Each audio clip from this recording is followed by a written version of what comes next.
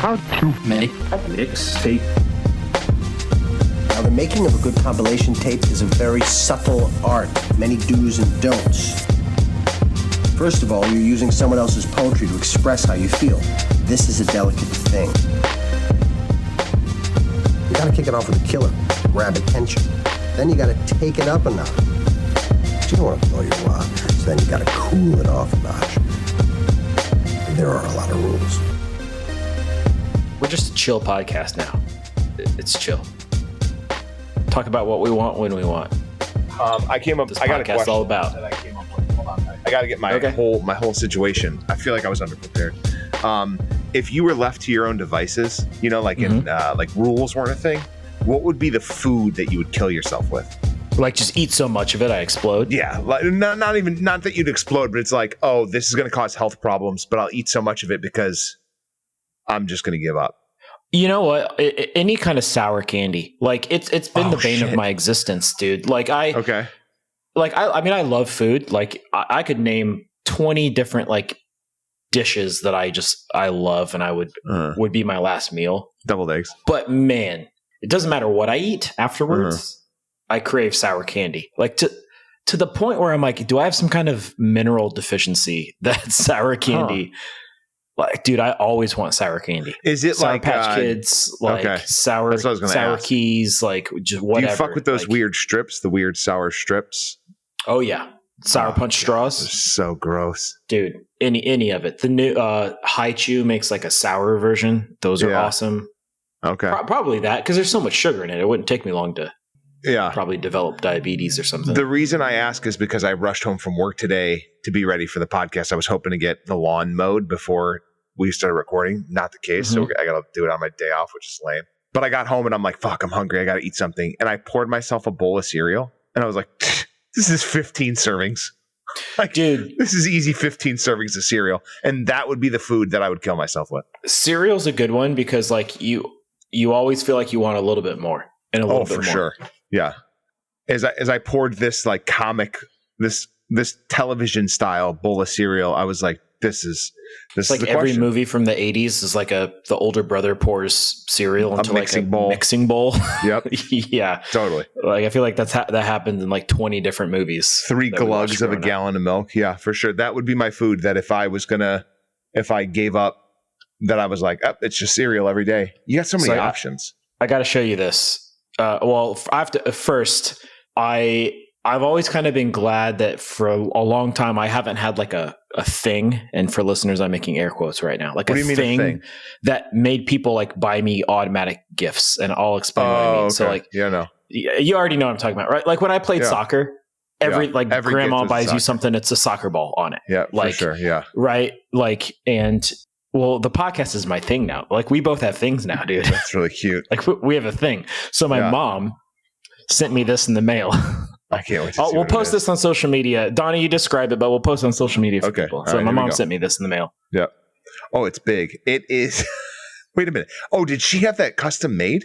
Well, I'm sure it's one of those like targeted Facebook ads but yeah, it's custom. Like, you know. Okay. It is a large, we're talking 24 by 12 inch plush cassette tape that says how to make a mixtape on it. And then it says Roderick's mixtape.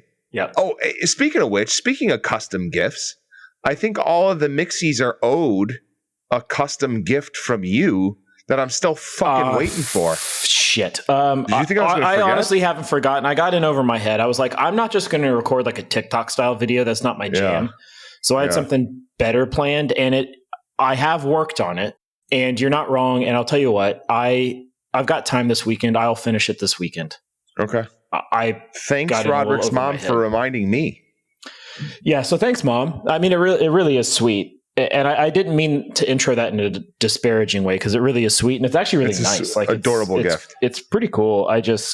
I hope it doesn't become a thing where it's like everybody's, and that's the second one and the first one was sweet too. Ashley Urbano, our friend and guest. No, it was from the girls. Double time guest gave us that cassette tape fidget spinner. Yeah, those were from the girls.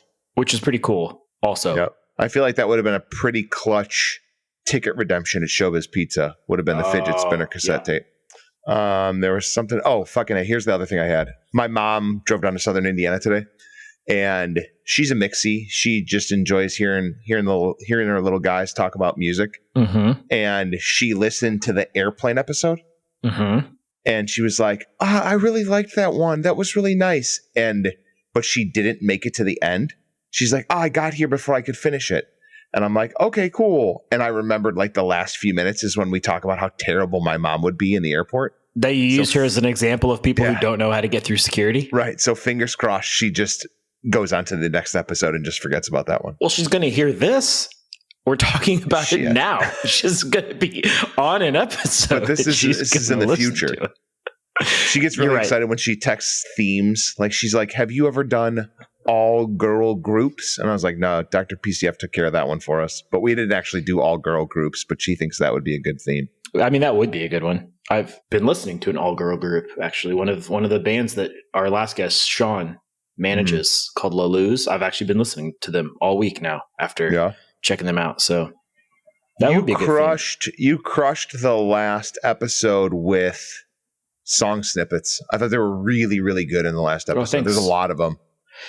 It can be tough sometimes because sometimes like there's even songs where sometimes I want to put like the intro in, but it's like, but there's no vocals, right? So that's kind of weird to put, but sometimes that's like the most iconic part of a song. Like, I don't know. Yeah. It can be tough, but thank you. I appreciate that. Yeah, it was really good. Also, you got Olympic fever? Did we talk about Olympic fever in the last episode? I do. I mean, I wouldn't call it a fever, but it's a mild. It's a mild. You're feeling it's a sniffle. You're Olympic under the weather. I'm Olympic under the weather. I don't have the fever this year, and I feel like I'm missing out on shit until I walked past a TV playing in public somewhere today and saw Olympic breakdancing, and I was like, this is the most uncomfortable shit I've ever watched. Because it's like battle style, so they're like taunting each other while they're competing in the Olympics, right? Like not full on taunting, but there's a little bit of it. Like, yeah, I'm curious. The men's is tomorrow. I'm curious what that's going to be like. I watched the women's final break. Do you know the This Is Hip Hop video? The woman what do you mean video? The woman in the blue jersey who's got the short hair. That's not what makes it hip hop. This is what makes it hip hop. Are you familiar with that video clip? I'm familiar with it. Yeah. That's what I feel like watching breakdancing in the Olympics was the This Is Hip Hop video over and over again. Well, it is weird.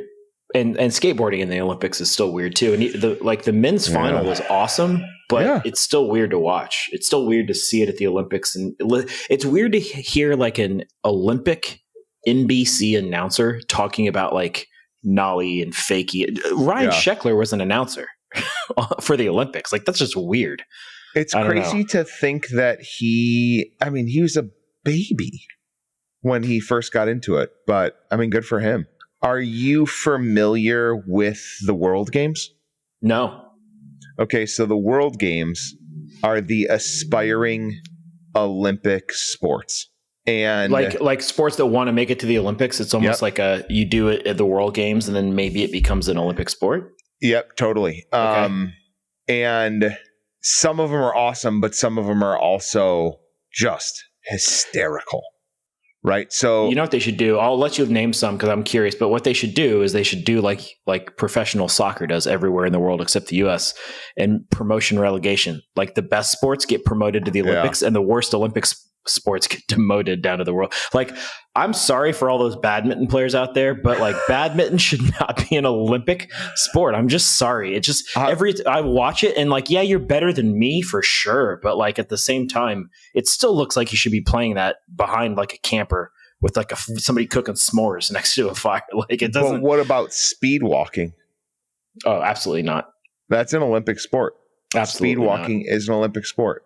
Okay, so some aspiring world game sports. We have billiards. We have casting, which is part of like fishing. Fishing. Yep. Okay. I really wish that tug of war was an Olympic sport. I feel like that would be a that cool feels Olympic though. That feels like something they did in ancient Greece. You know. Yep, for sure. Orienting. You just turn somebody a different direction. No, so literally what it is you run around with a paper map and you have to get to destinations before other people do. No, dude, that's some like Nickelodeon children's game show stuff. No. orienting. That's like Legends of the Hidden Temple stuff. That's not an Olympic sport. Great fucking show. But then there are some like really cool world game sports that I don't understand how they haven't made it. Like sport climbing is a world game sport. It hasn't made its way into speed climbing's in the Olympics. Speed climbing is, sport climbing isn't. I don't know the difference. Life saving. To me, that's an important world game. But what it ultimately is like who's the fastest lifeguard is what life saving is. Yeah. But that's kind of like a swimming adjacent thing, though. Yeah, for sure. There are some Olympic sports I don't think should be, but and some of the ads are controversial, like breaking. And I don't mean controversial because breakdancing's not cool. Breakdancing's awesome. It's just weird. Right. That's it is weird. Sport. I have liked, and you probably haven't seen this because you don't have Olympic fever, but this is the second Olympics where they've had some mixed relays in different sports. So like they've had mixed track relays and mixed swimming relays, which is men and women on a team together. That's dope. That's been really cool to watch. Like the swimming ones have been really cool. So are you a summer or winter Olympics guy? I prefer winter. I do too. Big fan of speed skating. I think that shit is just bananas. But I mean, I guess I love gymnastics as well, but I lean winter sports for sure. Downhill skiing is just gnarly. For me, it's a ratio of like how many sports are in the Olympics that I could watch anytime I wanted. And summer has too high of a ratio of those. Like I could watch basketball anytime I want, soccer anytime I want, golf anytime I want, tennis anytime I want. Doesn't mean I do, but I could. Right. So like, I tend to watch gymnastics and swimming and track and field in the summer, but the winter, it's all stuff that's like, I'm not watching any of that stuff normally. Yeah. Like it's all like once every 4 years stuff. Yeah. Speed skating's cool. I do curling. Love curling. Yeah. I do. Some that are still world game sports, and I'll go through these last three because these are considered air sports for the world games, and then we can jump into our important shit. Drone racing. Have you ever watched drone racing? I have watched drone racing. It's pretty intense, but that's because they put the camera on the drone. So of course it looks intense. Skydiving is a world game, and then paramotoring is a world game. Which paramotoring is the most back alley bullshit I've ever heard. We're like, let's just drop a big ass fan on my back and see how high I can fly. That seems risky. Oh man! But check out the World Games. It's a big deal. Yeah, it's a big deal. They're in Hong Kong this year. Hong Kong in 2012. Okay. Yeah. I actually do have one thing I need to talk about with you because it's relevant to our last. Is it episode. about guests buying our? Okay, because I would love anybody buying our apparel. Is it about anybody buying our apparel? You tell me. I would love if people would. Let's guilt trip them. Yeah, make him feel bad, Donnie. I can't afford to feed my kids. Yeah, Donnie can't afford to feed his kids. Everybody, please buy a T-shirt. Buy a T-shirt. Buy a sweatshirt. You know, and then don't buy it because we want to make money, but again, buy it because we want to retire and just do this all the time. Well, I want to grow the podcast, you know? Yeah. I want to put the money back into the pod. No, it's not that. It is that at the beginning of the last episode, when you talked about the Field Museum, which was really awesome that you got to do that, but you introed that by asking me if I'd ever been to the Field Museum. Yeah. And somebody close to both of us reminded me that not only have I've been to the Field Museum, but you and I went to the Field Museum together. We did? And I was dressed up like Mikey from the Goonies, and you were dressed up like Sloth from the Goonies, and you threw a little hissy fit and did not want to go to the Field Museum. Hissy fit. Full-blown tantrum. That wasn't a hissy fit. It was a full-blown tantrum.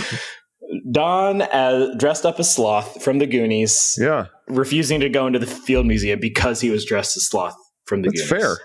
Fair in my opinion. You know what? It is fair. Yeah. But also hilarious. Absolutely hilarious. Yeah. Do you remember this now? Absolutely. I don't remember any of the Field Museum in that moment because I was so blind with rage. I'll tell you what I remember is that the crew we were with, there was like, if I'm remembering correctly, like there's the main room, like when you walk in, it's like one big space, and to the right and left, there's, it's a museum. So you can go right or left, but to the right, there was this like in between like sections of the museum, there's this like almost like seating area. I think it's the area where it has that like dome where you can like stand in one corner and somebody can stand in another and talk, right? Yeah. And there was like seating around there, and it was just our group. We were all sitting there waiting for Donnie to come into the Field Museum. That's fair. And our friend Ben Diaz was dressed up as Data, but had the full had built the boxing glove that came out.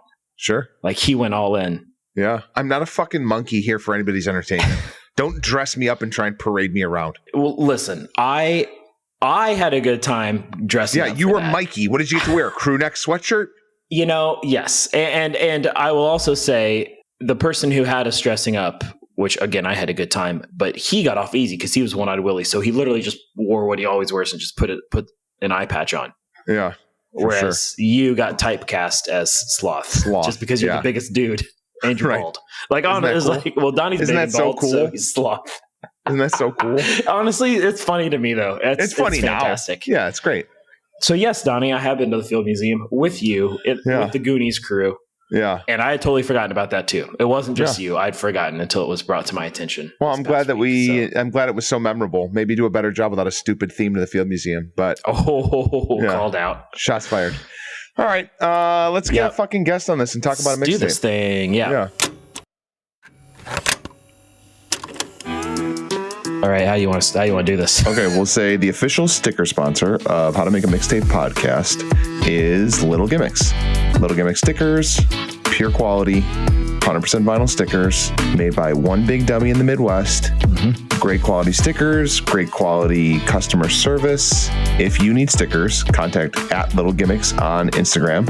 If you mention the How to Make a Mixtape podcast, you get 10% off, and it will be perfect advertisement for your small business. Big things from Little Gimmicks. Shit, if they don't use that tagline, if they don't use that, they've dropped the ball. Yeah. Big things from Little Gimmicks. Big things from Little Gimmicks. That's good. It's @little.gimmicks on Instagram. No shit. Did they add a dot, or has there always been a dot? It's always been a dot. Oh, shit. Sorry. My bad. All right. @little.gimmicks. Big things from Little Gimmicks. Back to the show.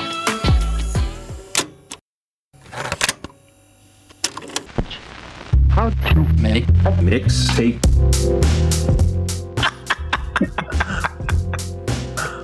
Because you've been requesting it and I haven't said yes yet. More or less, but we are recording now. Because he's been waiting. He's been waiting for it for years, and it's never happened.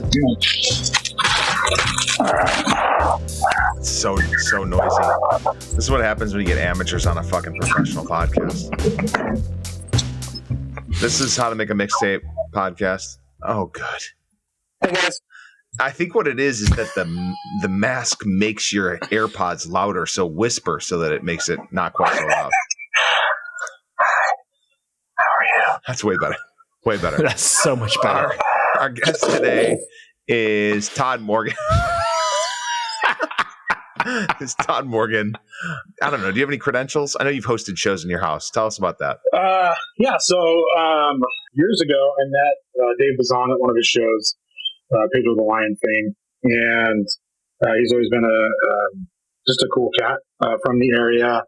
And through getting to know him, I got a chance to meet his manager as well. And his manager manages a lot of artists that do a lot of the living room shows. So that's how I got involved in it. I hosted Dave a couple times, and then through just the success of the turnout and just being really interested, as artists come through the area, I put my name in the hat and they know what to expect from me. So they've been pretty amazing in supporting me and getting some amazing, talented people that are rolling through the area of my house. It's been really cool. What a cool experience. What are some of the other people you've hosted? Yeah. So I've hosted Dave probably 5 or 6 times. John Vanderslice, which if you're not familiar with his work, it's pretty great. He does this crazy electronic stuff now, where before he was just an indie artist, but he owns Tiny Telephone Studios in Oakland and formerly in San Francisco as well. And he was one of the only, not only, but he prided himself on an all analog recording studio. So his stuff is produced amazingly. It sounds great. So he's been through the house a few times. And the highlight, one other person, Will Johnson, who has been in a number of bands, is touring right now with, he's been in Monsters of Folk. He's played with Melina. He's played with Jason Isbell and currently on tour with him. So, that's cool. Yeah, that was amazing. But the highlight, I think, was right before COVID, Jeremy Enoch of Sunny Day Real Estate played in my living room, and that was Other Planet style. Fangirled out. That's amazing. Not only fangirled out, but just as I don't know, when you're in that setting, you're in a house, it's just an acoustic guitar and you, and it's unreal. Like the feelings and the emotion and just the vibe in the room is pretty intense. Your roots have always been Seattle, right? Yeah. No, I mean, you moved around Pacific Northwest a little bit, but you've primarily been Seattle. So to like have that link to a lot of that music is probably pretty badass. Yeah. No, it's been really cool. Like being huge fans of these artists for 10, 15, 20 years, and then having them sit in your living room, play to a bunch of strangers is pretty crazy. Yeah, it's crazy that somebody that's such a dummy likes such good music, but that's really exciting to hear for you for sure. Yeah. It's too bad the same didn't work for you, Donnie. I'm sorry. Got him. Burned him back. Burned him back. Todd, you were always really nice to me, so I've got nothing bad to say about you, but I don't have this relationship that you guys have. No, and I feel bad that we don't, to be honest with you, because I was thinking about it. I think the last event that I went to, I'm pretty sure that we worked together at my last event. You did. And yeah, you were coming up as I was going out, and I'm really sorry that we didn't get a chance to connect more because I've been listening to this podcast all week. And one, it's just fantastic. You guys are doing some amazing things. But I appreciate that. Great taste in music too. I appreciate that. And it goes both ways. I've planted microphones in your home, so I've been listening to what's going on. Were you in my bathroom 10 minutes ago? Because if you were, I'm sorry. Well, I was going to listen to that later. Donnie and I were recording the intro, but I'll skip that part. So thanks for the heads up. Okay.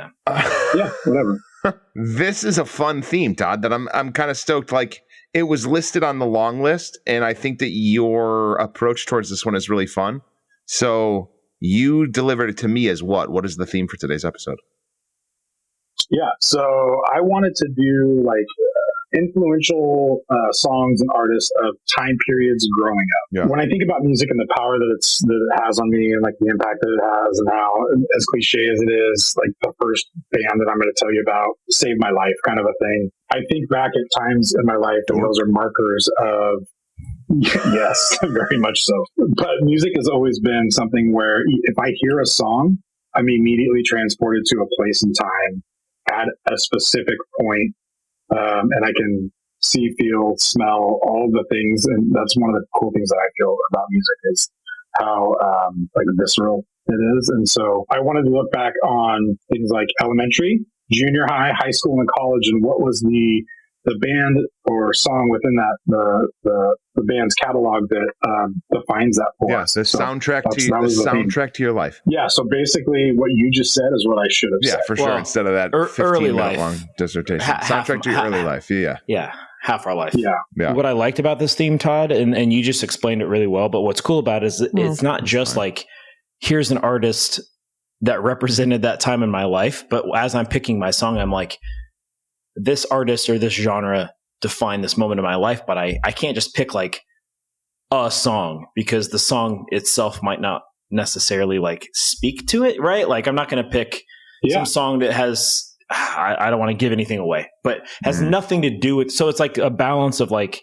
kind of like content of the song a little bit, as well as the artist and how it represents you. So yeah, it was a bit of a challenge, and I also didn't have a lot of time to do it, so it's a little bit rushed. So I think I pulled it out. I think I pulled it out. It's not my fault. I've been waiting on you for weeks. You know, do you want to do this? No, I'm nervous. I'm scared to do it. I mean, we're just going to spend an hour and a half making fun of you, so I don't know what the difference is between that and our text feed. What? Just a look behind the curtain here. We rush a lot of these. Honestly, like there's a few. There's some of them I'm ready like a week ahead of time. Some of them I'm like, all right, I got an hour before we record this thing. I better figure out my songs. I don't know if that's you too, Donnie. It doesn't make it any less sentimental. It doesn't mean less. No, I still try. I think it's probably easier that way. Yeah, you go with your gut. Yeah, otherwise, like you do what I did, and you're like, let me listen to 2 albums because I'm trying to pick the right track off of one of these albums, and I did it with almost every single pick that I made. I'm like, can I just submit the album because I don't know how I'm going to pick a track. Yeah, well, you can't do that. That's not how that works. That's not the rules of the podcast. Yeah, I know. Which Roderick is going to read to us now. I have to say before I state the rules, this is the perfect time for this. I was telling Rungy, we talked about him twice last episode. I was trying to keep his head small. Right. No, he's fine. We'll talk about him again. Yeah. I was telling him this, and I haven't told you this, I don't think, but your relationship with Todd here reminds me. My sister texted me recently, and of course she listens, and she was like, do you know, like, did you and Donnie know each other before this? And I'm like, yeah, we've known each other for a long time. Why? She's like, he's just so mean to you. You know what? Yeah. It's a real, I think it's kind of, it's like he's mean to me because he loves me, Rachel. Yeah, that's why he's mean. It's not even a mean to you thing. It's like it's kind of just chop busting. Like I don't think you're mean, Donnie. To be clear, I just thought it was funny. I thought my sister's sticking up for me, but not really because she was messaging me. What's her name again? Rachel. Rachel, I'm so sorry. I'm going to do my best. If you do pay attention to the congratulations and recognition of Rod when he does really good things, there is some recognition. But there also is a heavy amount of chop busting. Rachel, you can make it up to everybody by just naming your yet to be born son Andre. I think that's the move here. And also, if you wanted to order a How to Mix a Mixtape T-shirt from our big cartel, that would be. I would absolutely be nicer to Roderick if that was the case as well. All right, rules. Number 1, you got to have a killer opening track that grabs the listener's attention. Number 2, each song should flow smoothly into the next, creating a seamless listening experience. Number 3, the mixtape should have a good balance of different genres, tempos, and moods. Variety keeps things interesting. 4, the mixtape should tell a story or convey a specific emotion. It should take the listener on a journey. Number 5, it can't be too obvious, but it can't be too obscure either, unless that's the theme. Number 6, you can't double up on songs by the same artist. And 7, the closing track should leave a lasting impression and make the listener crave more. And Todd, now it's your time to decide where you want to go in the rotation. Todd, for a second. Yeah, I'm gonna. Has anybody kicked it off yet? Yeah, people have kicked it off. This have done everything. This just kind of proves that you're a dick, Todd. You're just kind of proving to us all right now that you're a dick. Because I was really excited to have you on as a guest. And the fact that you haven't listened to enough to know that 20 episodes in, she's number 20 too, isn't he? Yeah, this is number 20. I started. Yeah. So number 20 episodes, and you don't know that people have kicked off the mixtape. Here's what I do know. I think Roderick goes first if it's between you two, right? No, never mind. You fucked everything. I actually don't know. I'm gonna go second. You've ruined the whole fucking second episode, and that means I'm first. Yeah. Do you want to start over? No, it's too late. All right. So I had to call my mom to figure out what grade I was in which years. And I also realized that it's just math, Donnie. It's just math. I know, but it was fun to go through it. So 1987 through 1992 was 1st through 5th grade. And the song that I picked, I have really vivid memories of. Grew up in a cul-de-sac, big clique of neighborhood kids that like had at somebody's garage that we hung out in all the time. They had a ping pong table. They had an old TV, like old tube style TV that we would hang out and watch TGIF on. For those of you, is TGIF, was that everywhere? Or was that in the Midwest? TGIF. It was, yes, it was everywhere. Okay. That was, yeah. Okay. Yeah, it was great for people who didn't have lives, who just stayed home. Yeah, like elementary school kids. Elementary school kids that were sitting in a garage, right? But the song is parentheses, I Can't Live Without Your, close parentheses, Love and Affection by the Nelson Brothers.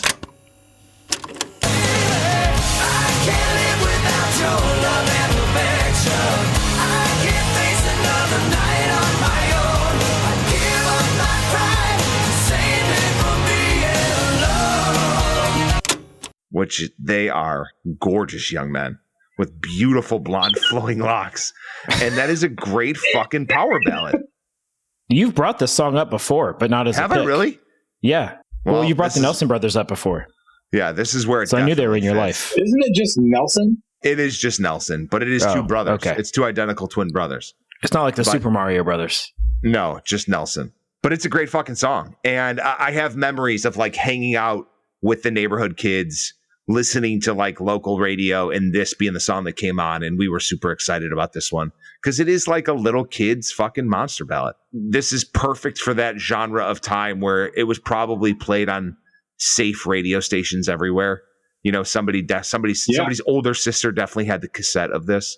And that's why Nelson Brothers Love and Affection is open parentheses, close parentheses. I Can't Live Without Your.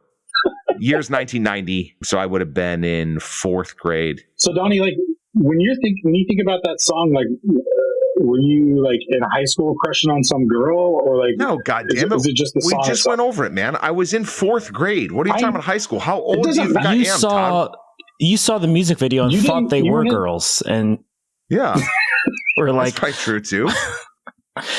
they're like the 80s Edgar Winter group is what they look like to me. I mean, just like two twin brothers with like really Two long hunky blonde twin hair. boys, long blonde hair. And like I said, it was just like, it probably appealed to the fact that somebody's older sister had the cassette, and it was like, that was cool pop music at the time. So I have memories of like, hanging out with the neighborhood kids and probably stealing the cassette from an older sister, listening to this in a garage radio. And it was just a jam. I'm not going to go on for 45 minutes about it like it's Placebo, but Dude, I talked about them for like 3 minutes. If you go back, it was like 14 minutes. It really was not. I edited the episode. It was not. It was 14 minutes of Placebo. Jesus Christ. I stand by my Placebo rant. What, Toddrick? I think you might be the only person that I know who knows somebody who owns one of those cassettes. Yeah. Well, it was a great fucking cassette. That's good. Yeah. So That's we're good. over to you. So in 1965, when you were in 1st through 5th grade, what were you listening to? Yep. I had a unique palette for being a young man, and my elementary went through 6th, so I was K through 6. And one of the biggest bands that like kicked it off for me was a little European band who you've mentioned before on this podcast, but it was The Cure. I had a hard time like figuring out which one when I think about that time frame. Really got me. But it's the long 6-minute single, A Forest, off the 1980 album.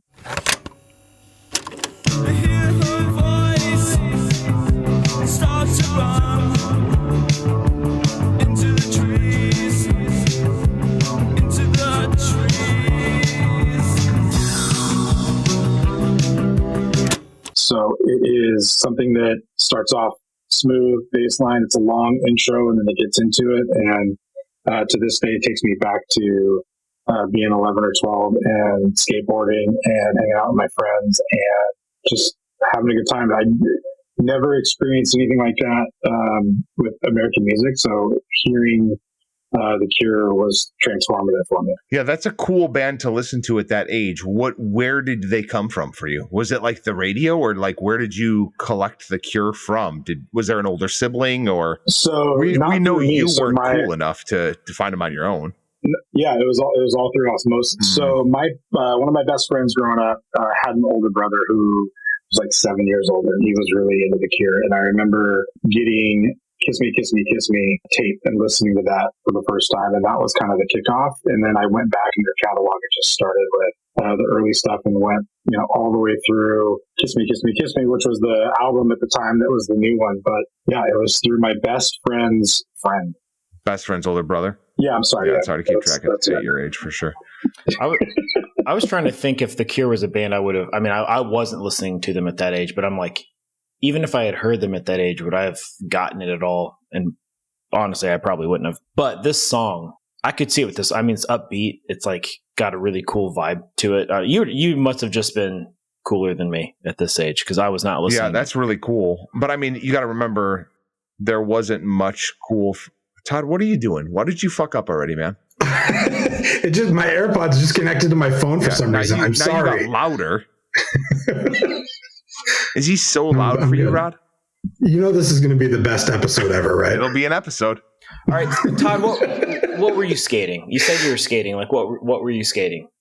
Like, what kind of board were you? This was before like things got crazy. So this was just street skating. I had my Lance Mountain primitive board, and I was learning to ollie and just do a boneless.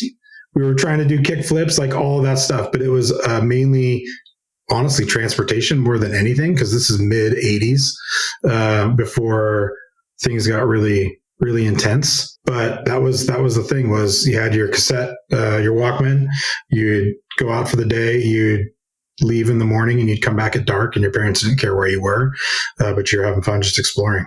Even that you were cooler than me, Todd. Like when I was skating those days, I had some shitty like Nash board.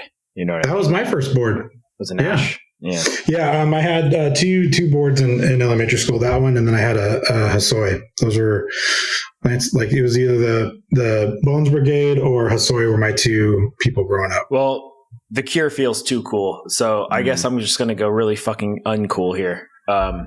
for my. I mean, I first started pick. with Nelson. I don't know that it gets. Oh, that's fair. You know what? Yeah. I'm upping it from Nelson. Yours is cooler or less cool? I don't know. You can be the judge of that. I think anything is cooler than Nelson. That's fair. Well, Yeah. so I've talked about it before on here, but I grew up with this. So like in this whole era of my life was dominated by the Eagles because that's what my dad listened to. But I legitimately became obsessed with them too. Like I liked that as well. So I chose Take It Easy. Take it easy, take it easy. Don't let the sound of your own wheels drive you crazy. Wait a minute. You didn't pick a song from the year in the time of when you were in school. I didn't know. Did we have to? No, I think that's totally fine, Rod. No, it was just something like what takes you back to that time. The rest of mine are. No, you didn't have to. You can't go into the future. You didn't have to. That's pretty cool. It was like my life in elementary school was dominated by two things: the Eagles, Nelson and the Eagles. the Eagles, and Michael Jackson. Okay. And unfortunately, some other kids' lives were dominated by Michael Jackson too. So we can't talk about him on this podcast in that way. That poor choreographer. So I chose Eagles, and yeah, you're right. It's not from my time, but like like every family vacation we went on, like we didn't fly. I didn't fly until I was like in high school. Like we drove everywhere. A lot of trips to soccer games, a lot of trips camping, a lot of trips to see relatives. It was always Eagles.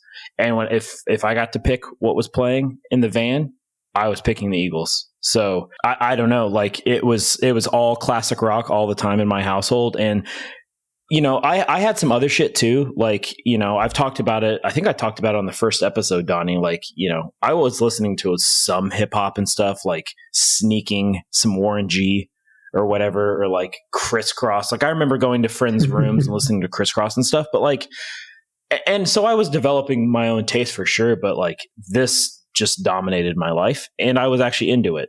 Like I enjoyed this stuff and I still do. It was I also lived on a cul-de-sac, Donnie. No shit. And Yeah, I did too. and No shit. Todd, I That's the also only way spent to all my grow up. time. Yeah, I spent all my time outside riding bikes and skating and doing all that stuff. And like, it was a very, frankly, easy childhood. Like maybe didn't, you know, no kid thinks they have it easy, but you look back and you're like, holy shit, I had that easy. And so like, it also feels like I'm not to get corny with it, but Take It Easy by the Eagles feels like a representation of how simple my life was at that time. Like it really does. I'm like, damn, shit was good back then. I Would could just you say leave. that was? Do you have a memory of being an older adult on your own, of the easiest time in your life, where it was like, fuck, I'd give anything to go back to that time? Or is the easiest time in your life that you can recall upon was this time? Are you asking if I've ever had it easier than I did when everything was paid for? Yeah. Like everything was done for me. I could just leave my house on a Saturday at 10 a.m. So and I come guess back at 8 p.m. not that extreme, but have you ever had like a setting where it was like, fuck, man, I was really living the dream in this moment? I guess then, yes, as an adult. Yeah, I mean, I have, you know, I had an apartment that was 1 mile away from where I was working at the time. And it was also like 14 steps away from a 7-Eleven. And I was like good buddies with all the dudes that worked there. And I would go there like 3 or 4 times a day and would walk to work. And at the time, my job was really fucking easy. And I would give anything to live in that apartment. And you're saying that if in the movie of your life, the montage is Take It Easy by the Eagles? Yeah, that would probably be it. God, that'd be fucking sweet. great. I nailed it. Great The job. Eagles are great. Done. I have to say that like 15 years ago, we were in Mexico on the 4th of July, and the hotel did a barbecue, an American barbecue on the beach on the 4th of July. And so they had hamburgers and ribs and other crap. And there was a mariachi band that played. They didn't, you know what? They had no deviled eggs. Well, way to screw up that barbecue. I know. And they had a mariachi band that was playing covers, And what I remember more than anything is the mariachi band playing Hotel California, and listening to that while they're singing in their Spanish accent was one of the greatest things that I've ever witnessed in my entire life. I mean, that's the opener of fucking The Big Lebowski, and it's so fucking good. Yeah. Like, yeah, that's fantastic. Imagine it with a mariachi band. It's a goddamn mariachi band that plays it as the opener of The Big Lebowski, dipshit. No, I'm saying... I forget it. I loved this band so much growing up that the first time I ever saw The Big Lebowski, I hated the movie just because they shit on the Eagles. And they do shit on the Eagles. And then I'm like, okay, it's actually a great movie. But like, that's how much I loved this band growing up. So take that and put it on the beach, Donnie. Take that and put it on the beach. That's right. Yeah, and that was it. And some huevos diablos. Yeah. Middle school, I didn't write down all my years. 92 to 95, 92 to 93, 93, 94, 94, 95. Yeah, middle school was 6th, 7th, 8th for me. Do you guys have any iconic moments from middle school that were really important? Not important. Iconic, I guess it would be middle school moments. Middle school, for me, like it was roller skating parties. Do you guys do roller skating parties? Yep. Todd, that was more elementary school, but it was elementary school for me. Unfortunately, the only one in town closed. Like when I was closing out elementary school. Same. I wasn't sure if roller skates had been invented when you were in middle school, Todd. But, Were you shooting the duck? Shooting the duck? Yeah, man. Todd was shooting the duck. You don't know how to shoot the duck? I can't shoot the duck. No, I was shooting the duck. It's where you squat down and have your one leg in front of you, and you're squatting. Yeah, no, I didn't shoot any ducks, but okay. I did listen to the Ditty by Paperboy. You'll play some mod all night until the next day. Do the ditty if you want to, because then I can see if I want to. Just do the ditty if you want to, because then I can see if I want to. Oh, that's a good one. Hell yeah, Donnie. That's my junior high song. Yeah. And that is the song that, again, like that was edgy hip hop in those 90s years. And that song played at the fucking Tinley Park roller rink for sure. And that bitch would bring the house down. You put that on now, and that's going to bring the house down. So good. Yeah. It wasn't, I didn't even mention it as an honorable mention, Donnie, but it was on my list for episode 1 of this podcast. Oh, recorded off the radio. Yeah, dude. I had Ditty by Paperboy as a possibility. Like, it's absolutely nailed it with that, dude. 100%. Yeah. That's a great song. And like I said, when we were talking about the memories that are associated with the songs, and like, again, the soundtrack to your life, like, I vividly, like, I can smell the fucking roller rink right now of skating to the Ditty at the Tinley Park roller rink, which is still open. And I invite both of you to Tinley Park, the suburb I live in outside of Chicago, to go to the roller skating rink with me, which is still I'm there packed most of the time. Really? Which there's like a big resurgence within roller skating recently. Yeah, there is. Like it's like a big deal again. I'm there. What year would this have been, Donnie? This would have been, I think, 93 was the year of the song. I mean, that song's pretty edgy sounding for that time, too. So you guys would have felt really cool at the skating rink when this came out. That would have been my 6th grade year. So, like, it would have been early junior high where, like, you know, no business. The cool kids are at the roller skating rink. I'm just hanging out in the arcade playing bad dudes, you know? Playing Simpsons arcade game? Yeah. Playing that's what was at my roller skating rink. Where Marge had the vacuum as her weapon. Yep. Did Homer have a weapon? Homer didn't have a weapon, did he? Bart's was a skateboard. What was Lisa's? I don't remember. Marge's was a vacuum. Bart's was a skateboard. Homer didn't have a weapon. And I don't know what Lisa's was. Paperboy was good, man. It was very like laid back. I don't know. Very laid back jam. It was cool. That was so because of my age, that was a song that I would drive around to since I'm way older than you both. I'm like your dad. Mm-hmm. But no, that was a song that when we were cruising around the town that we were in, like that was one that was always on constant rotation. Yeah, for sure. You can't have a bad time listening to it. Top down really in the Model T. No, there you go. I had a 1980 Toyota pickup that was lowered. Dang. Yeah. And it was lowered? Oh, shit. Did it have ground effects? Did you have lights? No, I wasn't cool enough for that and rich enough to get those. I was too poor. I mean, you got it lowered. Would you just put a bunch of rocks in the trunk? In the bed? No, I bought it from my neighbor who already lowered it. So. Oh, nice. Okay, cool. I remember in elementary school, going to Daytona Beach for vacation for spring break once with my family, all in our matching swishy 90s sweatsuits, the Nike suits that made so much noise in the car. And I remember at night, the whole downtown, Daytona Beach was just dudes in lowered trucks and lowered cars with ground effects, probably bumping Diddy by Paperboy, to Probably be honest. Diddy by Paperboy. Probably. I'm on my way to adventure golf with my family, but they were bumping Diddy by Paperboy. Lisa's weapon was her saxophone, in case you guys were really stressed out about it. Because that fits. That fits. Yeah, I was really stressed out about it. Hell yeah. I mean, this is a great fucking start to this mixtape. I'm nervous when we get into the later years. What's up?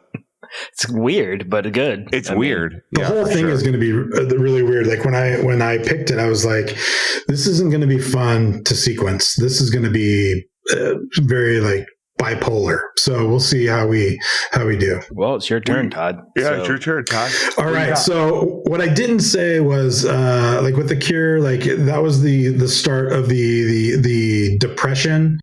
So whether it's anger pushed in or anger pushed out, I became an angry youth in my junior high years, and was rolling around with some hooligans and performing some tomfoolery.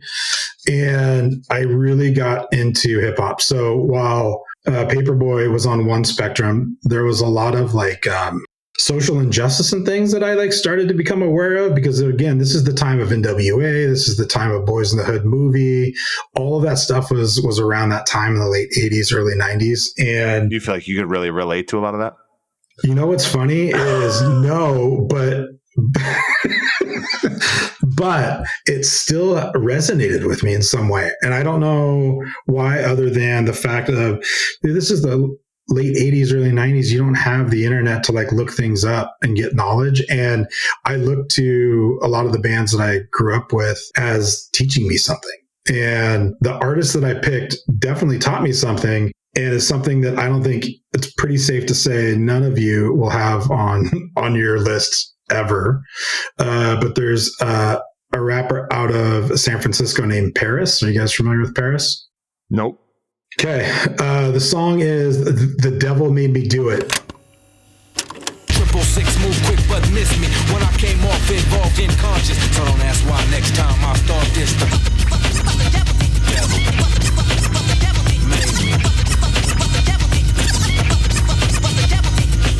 It was released in 1990. He was this was a lot of the hip hop would reference Black Panthers, the history in the Bay Area and all of the things that went with that, went along with some of the other bands or artists that I listened to, like Public Enemy. And this one made me really think about, one, how society looks at individuals and just some of the injustices that have happened. And I think back to who I am today and some of the things that I stand for. And it started with junior high artists, and specifically, like I said, Paris, PE, NWA, a lot of those bands kind of taught me to think differently about the world and what's really going on. So that's that. Good for you for being woke at such a young age. I tried. I think I'm actually the one that invented woke. Yeah, for sure. That makes sense. Yeah. I'm not sure how I've never heard this. This sounds awesome. Yeah, I mean, if you think about just that time, there's two albums that I really got into. This one and Sleeping with the Enemy are the two albums that really hooked me. But this song specifically, when I heard it, Paris sounds like a combination of Kool Moe Dee with the style and flow of Rakim, and it is just smooth delivery, and it's just great. Good stuff. That's really cool. Yeah. I mean, shit, it doesn't look like he's done anything super recently. Still sitting at about 40,000 monthly listeners on Spotify.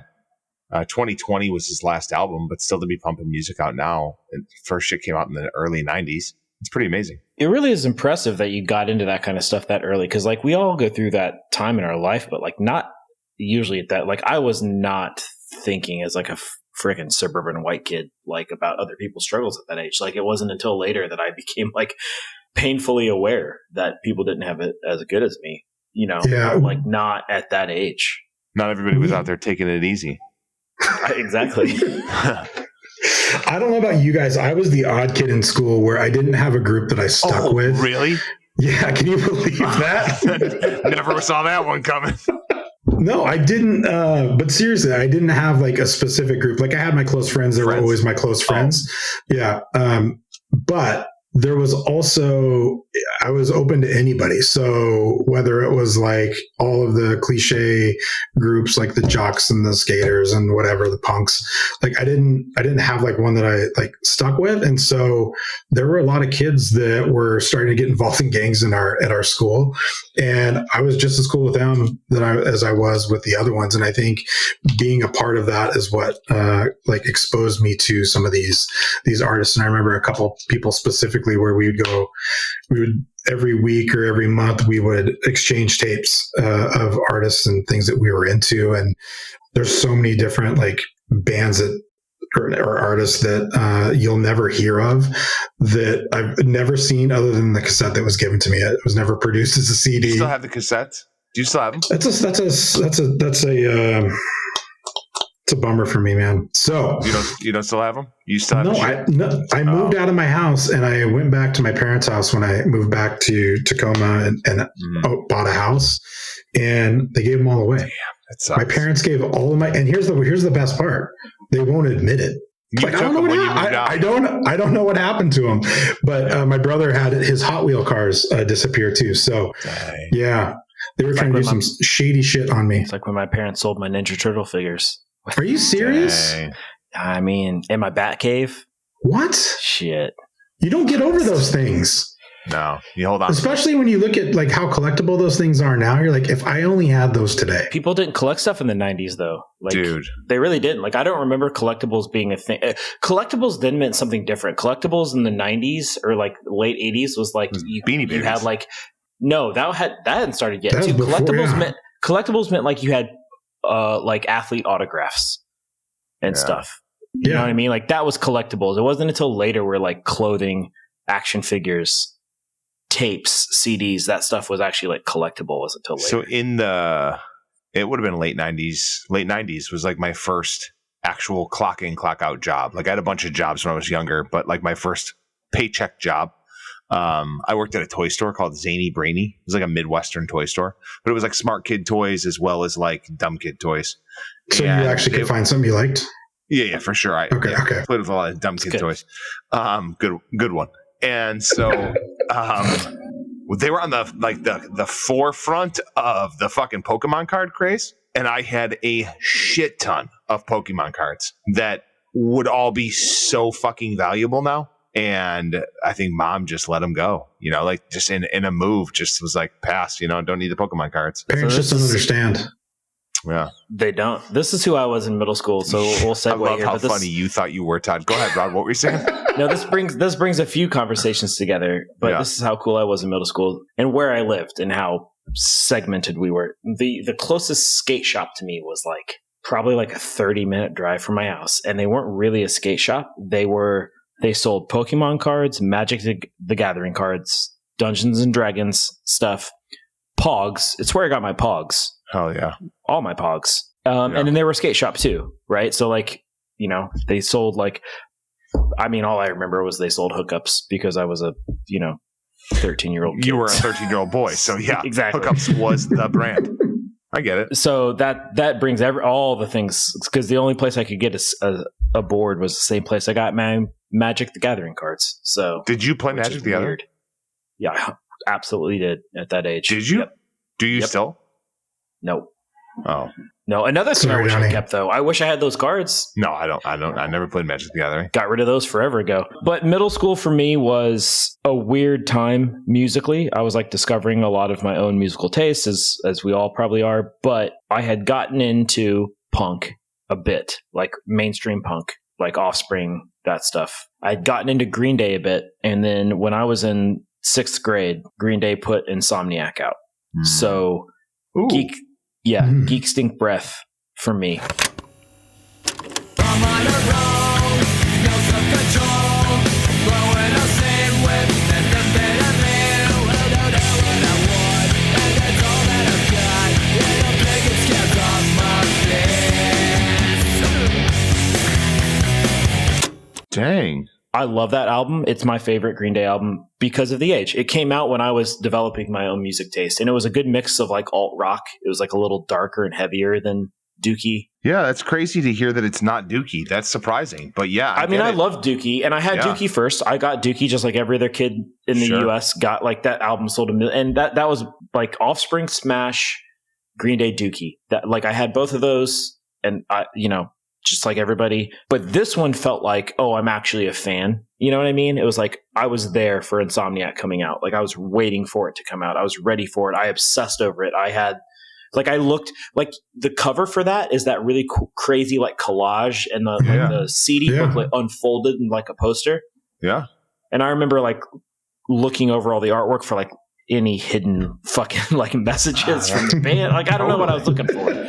Right? Like I remember sitting at my grandma's house.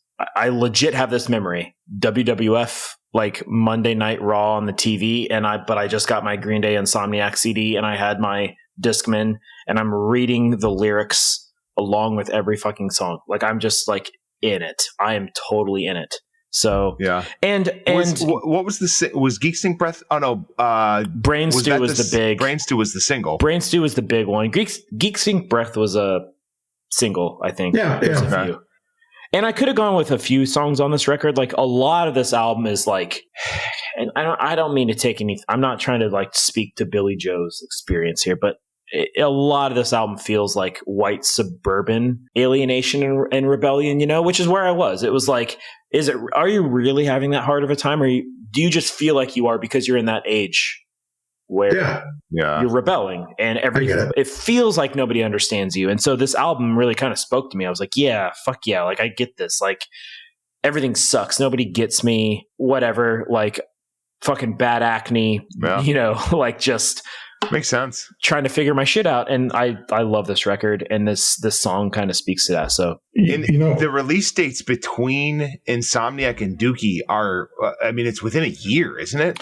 It was really close. So I just discovered Dookie. Like I had just gotten into them. Like a dude I played soccer with was like, you should listen to this band Green Day. I checked out Dookie and like instantly was hooked, and then was like, holy shit, they're it was MTV time, so they already had a single out. I was watching the Brain Stew video before the album came out. So when the album came out, I was ready for it. I was like all about it. So Dookie was February, obsessed with Green Day. Dookie was February 1st, 94. Insomniac was October 10th, 95. So a year and 6 months. Like that's a quick turnaround for a sophomore album, especially. But Dookie Dookie is double diamond. Dookie sold 20 million copies. They also played shit. I didn't have time to look this up, but didn't. Dookie won 94. They played Woodstock 94. Yeah, so they played Woodstock in between. That was Dookie the Mud Fight and Insomniac. It was the Mud Fight one. So that was the other thing is like that happened in between. So I had that whole thing to even like Green Day even more because of the whole like Mud Fight scenario at Woodstock 94. So. But yeah, it's not just me. Like a million kids had like Green Day spoke to them at that age or whatever. Yeah, but, for sure. It's a great call though. If you look at, the influence that Green Day had, it makes total sense. Not only that, but it's awesome that you did pick Insomniac and not Dookie because the accolades that Dookie has are just bananas. So to pick the sophomore album is pretty rad. Dookie's great. And I'm stoked that you brought that up because that was another album around that time, but like from an age difference standpoint, different albums. So for me, it was Dookie, and then it was 1039 Smooth Out Slappy Hours or whatever. Like those two were amazing, and so Kerplunk, both of those were phenomenal, and they were also, I think they were kind of my entry into punk. And it got me involved in listening to more and more bands. But I'm stoked that you brought them up because that time for them was pretty special for them and for fans. Like I remember, I don't know if you saw them around that time, but as they were growing up, they didn't give a shit. Like they would just go out there and have fun and just mess around. And it was some of the most entertaining shows that I have ever seen to this day, just because of the way that Billy would play with the crowd, go into some other song, come back to whatever they're supposed to be singing. And they're super entertaining. Yeah. Good call, Rod. I love it. Very good. Well, thank you. See, Rachel? See, I'm proud of your brother in this moment. He did a good job. All right, moving on to my number 3 pick, the most influential album in my life. I will say that I can confidently say this is the most influential album in my life that has shaped. We're in high school now. We're in high school. Yep, for sure. Yeah. Late high school too. But again, the most influential album in my life is Through Being Cool by Saves the Day. Yeah. Not Chumbawamba? You fucking asshole. You said it so confidently too. Like it was almost like you had it preloaded. No, not. Saves the Day, Through Being Cool. What? Come out here. Go. I know. Like let Shannon tattoo you. Let's get have a Through Being Cool tattoo with me and Cody. Yeah, I know. I need to. But I did pick. It's funny because I did pick Rock Tonic's Juice Magic, which is Cody's tattoo.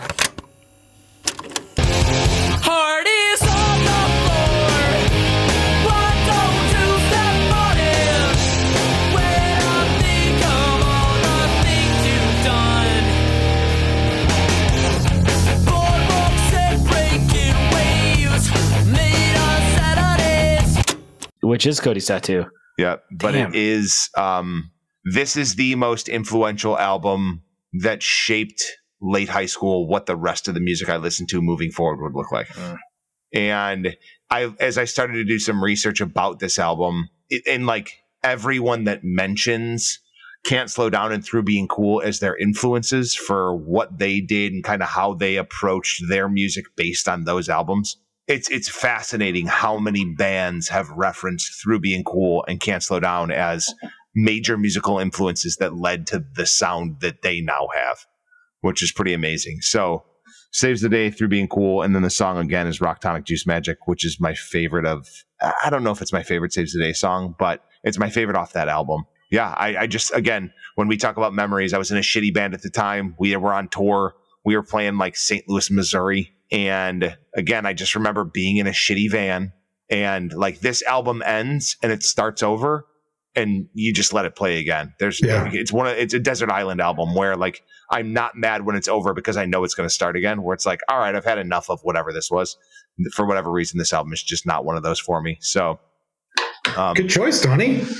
Yeah. Like I got into Saves the Day from Say What You Are. That's how I got into Saves the Day. And I really now Through Being Cool is my favorite album. And you got into them earlier, but Stay What You Are is your favorite, right? Saves the Day album. This is the most influential album, but Stay What You Are is my favorite album. I think it does. There's not a lot of bands. I guess there are a lot of bands, but I think that as you watch Saves the Day grow up, you watch their music change, and some of it I really liked the changes as they grew up, and some of them I didn't. I think In Reverie sucked, but I do love growing with a band. Yeah, you're wrong, Donnie. In Reverie sucks, but as like, I mean, you got to think about it. When Can't Slow Down came out, they were like fucking 16 and 17 years old. Mm-hmm. They were fucking children. They were children. So we were the same age. So like when it got to 99 and Through Being Cool came out, I was the same age as they were, but they just did it what I wish I could have done, you know? Yeah. And it was like, it just was such an iconic album. It's such a fucking, again, so many memories associated with high school, so many memories associated with that time. I have this album specifically tied to it.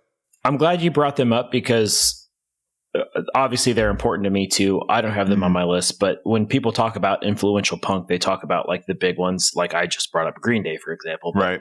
Recently, I feel like Saves the Day have been getting their due. I just saw an interview with the dude from Say Anything, which I know him and Max Bemis, Chris from Saves the Day had like the two tongues or twin, whatever it was called. Two tongues. Yeah. But he was like, this interview he was in, he was like, you don't understand. Like Saves the Day was like our Rolling Stones. He was like, that was like my friend group. He was like, Saves the Day was the band in the world for like that. Yeah. And I think it's a unique thing that like that, I don't know, 3-year segment of the population that was listening to them and like views them that way. So was that 98, 99? What year was that? 99. And like when you brought this topic up, Todd, I've gone like Saves the Day again. We've talked about it a million times. We've talked about it on the podcast a million times. They've been on a previous mixtape But like when we were talking about the soundtrack to your life, and I was like, okay, high school, it couldn't have been any other band other than Saves the Day, and it couldn't have been any other album. So like to make it 20 episodes and for me to not use the Saves the Day song has been a challenge.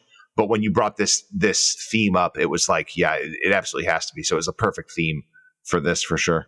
What it makes me think when I hear that song or that album, it reminds me of driving to and from work in the summer with my windows down on the freeway, living in Spokane. And what I find interesting is that, we're 5-8 years apart. I'm going to work at the place that we all worked at some point in our life, where we all got to meet to do this podcast.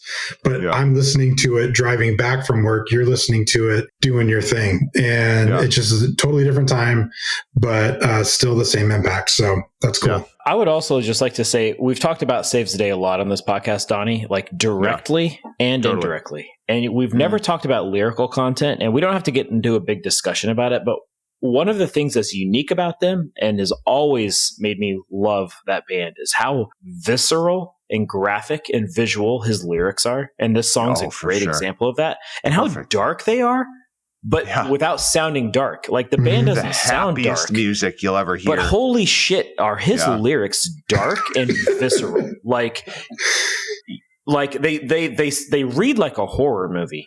Yeah. But it don't sound like listening to it. Yeah. Exactly. Yeah. It's wild. As you watch them get older, the music gets darker. Like as you go into Sound the Alarm and well, he's talked about that too, like the depression and shit he's going through. But he's always written very kind of like for sure visually dark lyrics. Yeah, it's wild. Yeah, I'm glad you picked this, Todd, because I've been dying to put a Saves the Day song on a mixtape, and this was the perfect one. So this was the right call. You're welcome, Donnie. So quit giving me shit. Maybe not. So is it my turn? All right, sticking on the same theme as kind of in the punk realm. You're in high school now. You're in high school. I'm in high school. Yeah. So 1974. So the Ramones, sweet. We just get out of a Cheech and Chong movie. It's like, here we go. Tyler, you are our oldest guest. Is Tyler oldest guest? Yeah. Oh yeah. Yeah, I should. Yeah. Anyway, thanks, Donnie. Yeah, for sure. I love the respect. So same genre. I'm going to give some love to some hometown heroes of mine, not only the Seattle scene, but specifically Tacoma, Washington. At this time in my life, it was really, like I said, all over the map. I was either listening to depressing Cure music, hip hop, or punk. And this band, it's 1993. It's Mother's Day, and I got permission from my mom on Mother's Day to go see this all ages show in Seattle. So my buddy Adam and I drive up to a little venue called the OK Hotel, which was under the viaduct in Seattle, no longer there. Amazing venue, but it was a concrete cube that we went in, and the band is Seaweed, and the song is Losing Skin.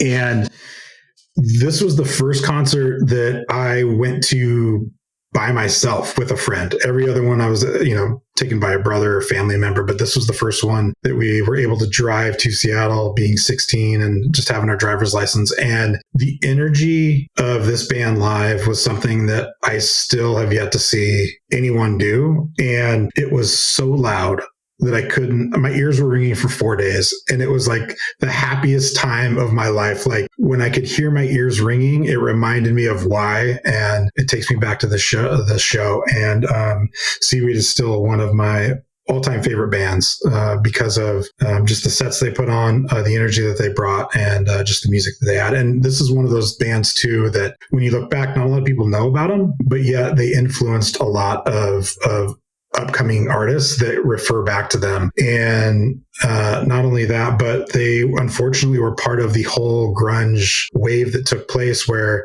they got signed from Sub Pop, they got put on a Hollywood label, and then got screwed over by the major labels based on expectations that weren't realistic. But overall, this is one of the most influential bands that I've ever listened to. And I'm so grateful that we're able to do this and share this one, because hopefully someone discovers this band. That's really cool. It's interesting that in '93, like from what I've done, that's when this came out, that they, it sounds like they got gobbled up in that grunge era shit. So post hair metal, early grunge, but they lean way more punk rock. Like they don't sound grunge at all, but you could tell, like, it's unfortunate that they got eaten up by that. Well, so their first few albums sounded more grunge than this album. And Jack Endino produced both of those albums. And if you know about who he's produced, anybody and everybody from that genre, from Soundgarden to Nirvana, like, he had a hand in. And this album was produced, if I remember correctly, by Ken Stringfellow of the Posies. And there were a lot of other Seattle bands that made cameos on this album. So the production and the direction of this album was totally different than their first two, which were both amazing records, but they kind of went in a different direction starting on this. And I was bummed when they stopped playing music. I don't disagree that the earlier stuff sounds more grunge, because it does, but there's still hints of like SoCal punk in it. Like, you know what I mean? Like, the early stuff has songs on it that sound like something you might hear in San Francisco or Oakland or something. So like, I can see why they got stuck in that scene, because they were on Sub Pop, and I don't think grunge is a genre. It's a scene. Like, it wasn't a genre, it was a scene, right? It was like Seattle and Washington area independent music scene. You can't pin a sound to grunge, because all those bands sound fucking different. But that's a topic for another time. So I get why they get put in that thing, but like, they straight up sounded much more like, a Gilman Street band than they did a Nirvana Soundgarden-esque band.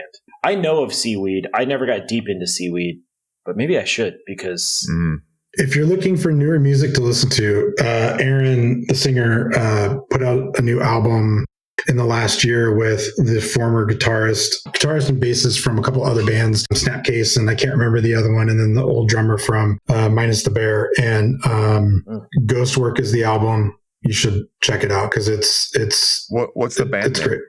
Ghostwork. Oh, okay. So that's the name of the album and the band. Yeah. It's interesting, because I don't know them that well at all, but my next pick, the person who introduced me to the band I'm about to pick next, he had Spanaway. Like, I remember him having that CD. So that's kind of the only Seaweed I know, is that record. So I don't know anything off this record that you just, the song that you just put on there, but I probably should. Like, I should listen to this band. Well, I don't know about you guys and some of these, like, the picks that we've had so far, I would choose any of them. And I agree that they're all great tunes. I'm at the age now, similar to you, Donnie, where you graduate high school and you still dress like you do in high school. Like, I feel like sometimes our musical taste is the same way, where we get lost in high school or whatever time frame that is. And when we go back and listen to them, we think they're great. But when you introduce it to somebody else, you're like, what? I don't get it. I don't understand it. Yeah. Jason Callahan from mostly 90s one-hit wonders is the king of that bullshit. Oh. No, which you haven't listened to that episode. Maybe you'll get there, Todd. I got really into the Movie Life. Do you guys remember that band? Yeah. I got really into them, and they have a song called Spanaway. And I don't know if that's what it's referencing, but in my mind, it was always referencing the Seaweed album, Spanaway. It probably is. Yeah. I agree with you, Todd. Like, I don't think they've probably gotten the attention. They are talked about in some of those grunge like books and histories and that stuff. Like, they're around in that stuff. Yeah. Roderick, over to you. All right. High school. So I was in high school from 98 to 2002. How old does that make you feel, Todd? Is that the same age as your son? So listeners can do the math.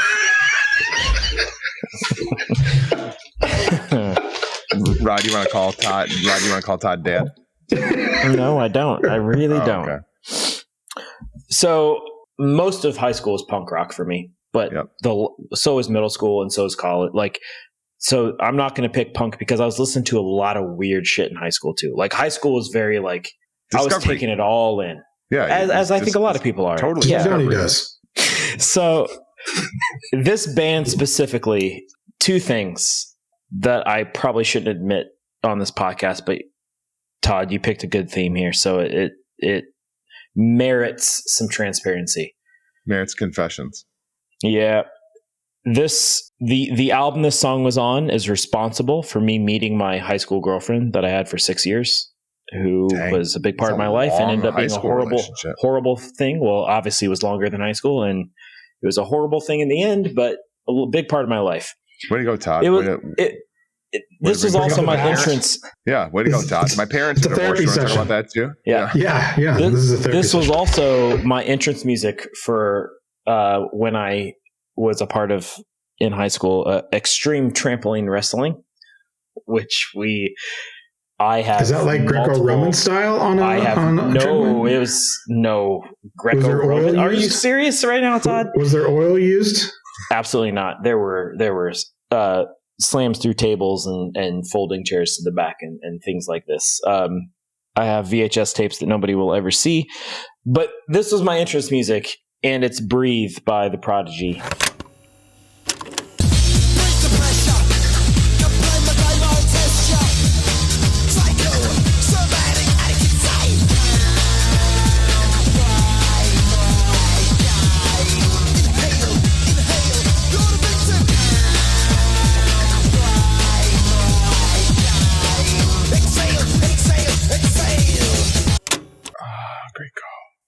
I had an all over the place music taste, but man, did I love this band. And the story about the girlfriend was I was at a party and I took over as the kids would say these days, I took over the aux. I don't think kids nowadays say that at the time was one of those like pink CD boombox things. You know what I'm talking about? And I put this album on and she came up and was like, hey, this sucks. Can you put anything else on? This is terrible. And that's how we met. But honestly, like I love this band, but I got really into like electronic stuff. I got really into like industrial stuff. I got into Wipeout. All Wipeout. Honestly, though, we've talked about this, Donnie. Like pretty aggressive, like big beat stuff. But even like there was a lot of crossover at this time too. This is when bands were doing like weird electro, like drum machine shit in their songs, like even all alt rock bands, right? Like that second Garbage record like I was obsessed with that record that had a bunch of like kind of techno sounding stuff in it. That was this era. And so like it's weird because my main thing in high school was punk and ska punk. And so it feels weird to not pick one of those, but that's a continual story of my life. And I talked about that in middle school already. I had another side of me in high school, and it was this like whatever this is, like, you know, dude with like a triple mohawk in a fucking tunnel in London on the music video, screaming at the TV screen. And I'm like, yeah, fuck yeah, this is cool too. Like whatever this is, I'm into. They were really, really edgy. Yeah, they were very edgy. This is a scary thing for the Indiana suburbs for sure, Rod. I don't think there was a lot of kids listening to The Prodigy where I lived. It was like me and one of my other buddies. It's like the dude that introduced me to The Cure, introduced me to electronic music, introduced me to a lot of stuff. I haven't talked to him in probably 20 years. I don't know where the hell he is now. He's probably still wrestling. Last I heard, he moved to Thailand, actually. So definitely wrestling. Yeah, no idea. But he didn't wrestle. He was around, but he didn't wrestle. No. So yeah, this is a good choice. I figured nobody else would pick any fucking like techno. No, nobody's picking Prodigy. That's for sure. No. Is it me? Is it my last pick? Yeah, it's you. Okay, so moving, and this is a pretty perfect sequence from high school into college. And it's a pretty perfect sequence from Saves the Day into the next band. And if you look up this band's biggest influence when they were forming, it was Saves the Day. It's off an album that it was weird to do some research on because I don't know if the album that I was listening to, the CD that I was listening to of this band was a demo or if it was the released album because I thought it came out sooner than what the release date was. And it's going to be Fall Out Boy, An Evening Out with Your Girlfriend, which is the album that came out before Take This to Your Grave that not a lot of people have listened to. And the song is going to be Switchblade Infidelities. Last night I saw my world despair.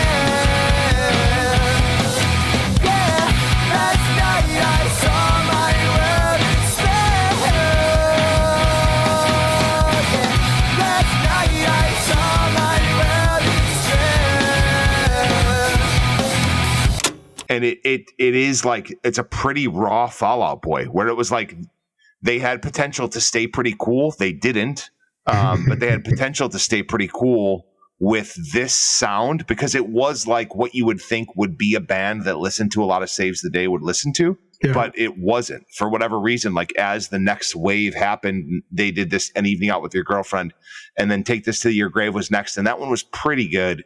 And then it's all been downhill since then. I mean, everybody would say From Under the Cork Tree was still good. I don't know that I agree. Yeah, 2003, Fall Out Boy, An Evening Out with Your Girlfriend, Switchblade Infidelities, which, if you haven't heard it, this is very early Fall Out Boy. And it was pretty punk rock influenced.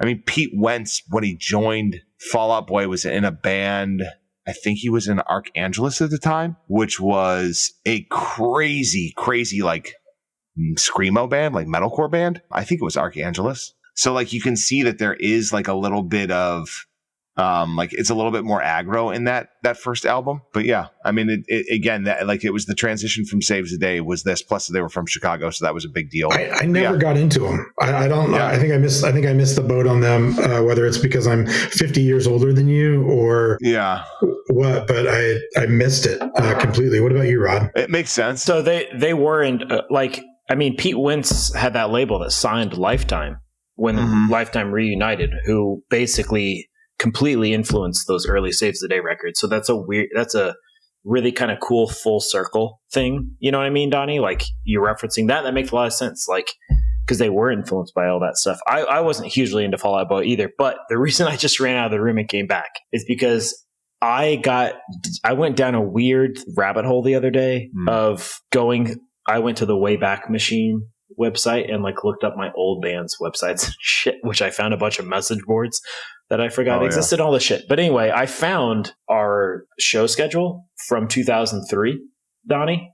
It's crazy that you brought this up. I found our show schedule from 2003. I'm looking at it right now. December 14th, Glencoe, Illinois, with Fall Out Boy and Indecisives. No way. Dang. I played a show. Were you at that show at this time? I wasn't, no. But like, at the time, what was crazy is that because they were like, so Fall Out Boy was like northern suburban kids.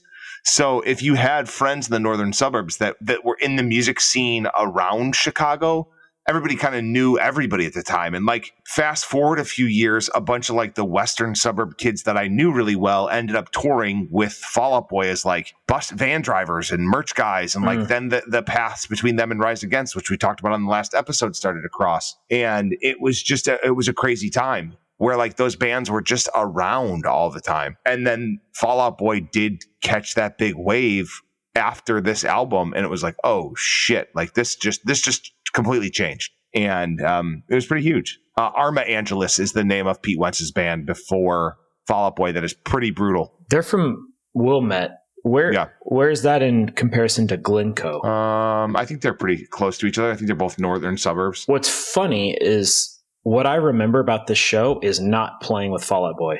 I remember the town being a weird, uncomfortably suburban town. Like, and I'm from suburbia. And it was so suburban. It was like a Truman Show thing. It was like, it was too clean, too neat, it too was perfect. Weird. It was like the most manicured everything. But there was a venue for you to play at? Yeah, there was a venue. Yeah, Glencoe is pretty far north of Chicago, and like, you are in some of those big money areas in the northern suburbs that where Fall Out Boy came from. So it makes sense. Like, everybody's like, you're on the north side, you're along the lake, which is, there's big money along the lake as well. So yeah, that makes sense suburbs. Though, Donnie. Like that, I mean, they were blowing up at that point, and they were. Yeah, I remember that time pretty clearly. That it's a thing that's come up a lot. Like that whole thing, that the whole like the Fall Out Boy, the Panic at the Discos, Paramours. They all have this status now that didn't exist then. And unless you were of a certain age, then you don't remember that. Like, they were like underground bands at the time that had a following. And then all of a sudden they started putting out like kind of pop music. And I'm not saying that in a derogatory way, because I've kind of come around to that stuff now. But they kind of started putting out like heavier pop music. And so it alienated a lot of people. But if you were around there at that time, they were like the local regional thing. Like, they were big. So that again, like that was I'm done with high school. I'm in college, and this was the band that, like I said, they just came in trajectory right after Saves the Day for me, and it was like this was like a natural transition. Are they my favorite band? No. This first album's pretty fucking good, but they it was a great follow up to what I was listening to at the time. It was like cool. an evolution. Yeah, it's they were the always Charmeleon to a Charmander.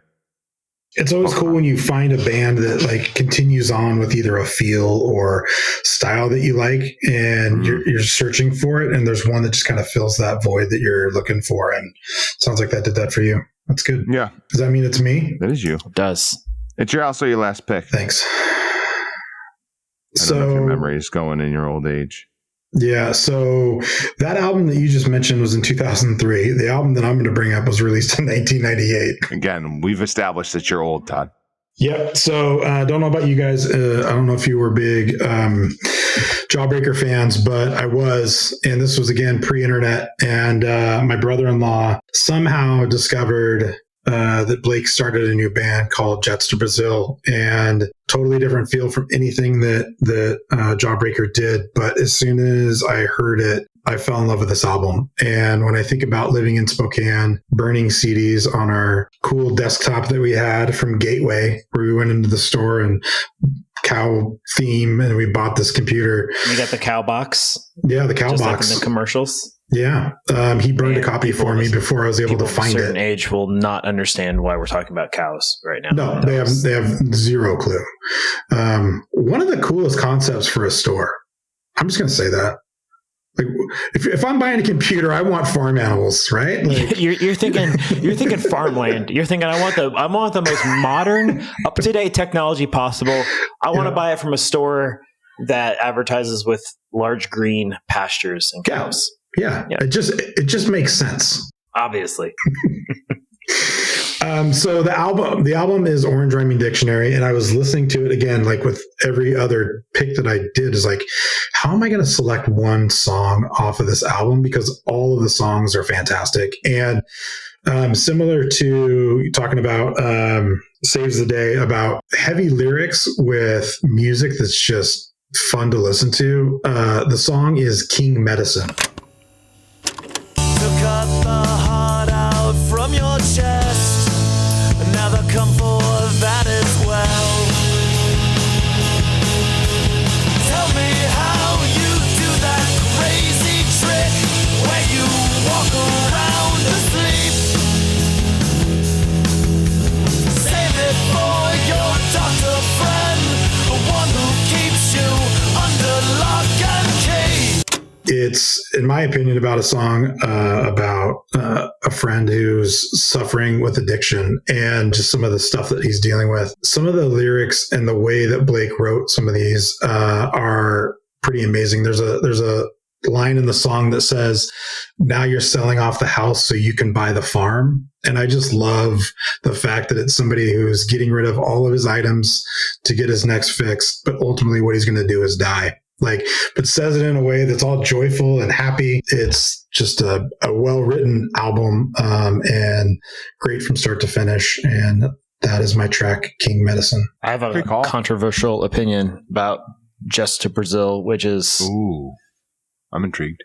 No, please, you hate them. Maybe it's not controversial. No, I love them. I actually think it's what Jawbreaker always wanted to be. Like, I think they were like a emotional, artsy, punk-influenced band trapped in a punk band, power trio thing. Like when Just to Brazil came out, I'm like, yeah, this makes sense. This is what Blake was meant to do. And that's not a knock on Jawbreaker, because I love Jawbreaker too. Jawbreaker's great.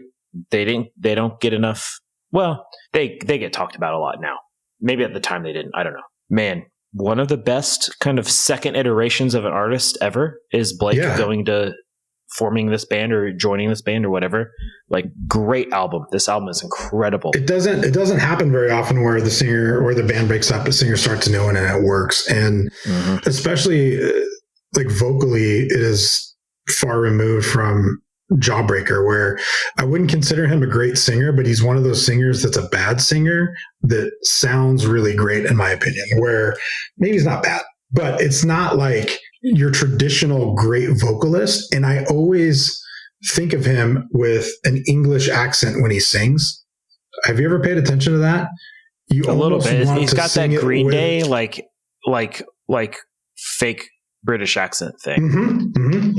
Yeah. But it works. And like I said, this album's great. And I was listening to one of your tracks where it was the production album or the production tracks that you were picking. The last song on this, like the whole album is actually mixed and sounds fantastic. But the last album on there is simple arrangement. You can hear the tape hiss, but it just sounds amazing. The other thing I would compare this band to, and I'm going to make a comparison here, but the band I'm comparing them to didn't work, to be clear. But so Audio Slave sounds like an exact mix. It sounds like Rage Against the Machine with Soundgarden vocals, right? It's like, it sounds like what it is. It's like, oh, you took Rage Against the Machine and put a Soundgarden's vocalist in it. You put Chris as vocalist. That's what it is, but it's not great. This band sounds like what it is, but better. It sounds like you took Blake from Jawbreaker and you took dude from Texas Is the Reason and you made a band together. Yeah. And that's what Just to Brazil is. And both those bands are incredible. And then they just made this amazing, like, emo band, emo and what emo was then, which was a great thing. People should listen to this more. People should know Just to Brazil. I agree. You listen to this. Last call, Rod. Good pick, you, Rod. Bring us on. All right. So, this band came up on our Roderick. Yeah. This band came up on our last episode. So kind of serendipity a little bit, but I saw this band so much in college. So, I mean, we're in college years now, which for me was started in 2002. This album came out in 2002. I saw this band, it felt like every other month, the Lawrence Arms. That's great. The album Apathy and Exhaustion came out in 2002. I'm picking the song, I'll Take What's in the Box, Monty.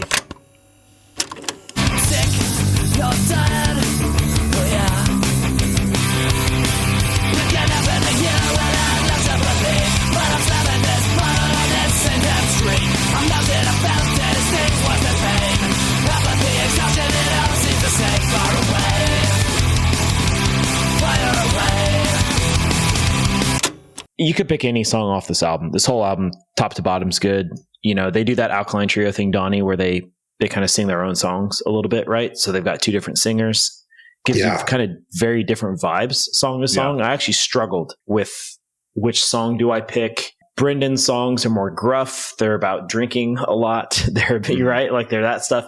And so ultimately, I went with one of Brendan's songs because I mean, like it was college. I was drinking a lot. I was missing class. I was going to the Lawrence Arms show and not waking up until 2:00 in the afternoon the next day and not going to class. You know what I mean? Like that's what I was, and I was in bands and stuff. So this was just. I remember the singer in the band I was in at the time buying this album while we were on tour in between senior year of high school and freshman year of college. So like this album literally soundtracked like my transition into college and then kept going through college. And this band was present because they were so close. And they were around all the time. And so it just, not only does the content of this album kind of speak to the experience of being like a young adult and doing all the crazy shit that you do as a young adult. But they were like very literally a physical part of my life at that time. So it just fits. And this is the track where the title of the album comes from too, right? Where the lyric is apathy, exhaustion. It all feels the same. And I'm like, yeah, you know, at that time, like it kind of does. So that's a great choice. The shit that spawned from the Lawrence Arms. I mean, dude, there's so much lineage to the Lawrence Arms. Before and after. Yeah. Like, yeah. It's wild. Yeah, it's crazy. I don't know about you, Rod, but like with bands that alternate singers, I usually gravitate towards one style at first and have like a favorite. I appreciate both, but always gravitate towards one. And at some point through my listening to them, I end up switching to the other singer. Like whether it's Alkaline Trio, these guys, there's always that thing where like one of their voices immediately hooks you in. Yeah. And then you like the other one, but not as much. And Wolf Parade is the other one. Yeah.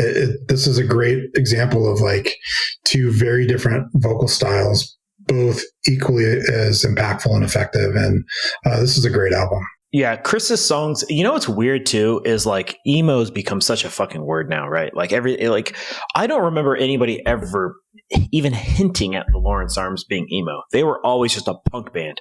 Yeah. Chicago, punk, Fat Records, that whole thing. Go back and listen to Apathy and Exhaustion, and especially Chris's songs, right? So like he was a little more like croony, he had like a smooth voice. They are straight up just like emo songs. Like they are. But nobody talked about it like that because the other Lawrence Arms shit was so punk. Like Brendan had that like raspy smoker voice, and like they were just. But they did both things really, really well. And I don't ever remember listening to their records and thinking these two things sound very different. Really? They just sounded like the same band to me. But now listening, they sound very, very different. Like they really sound very different.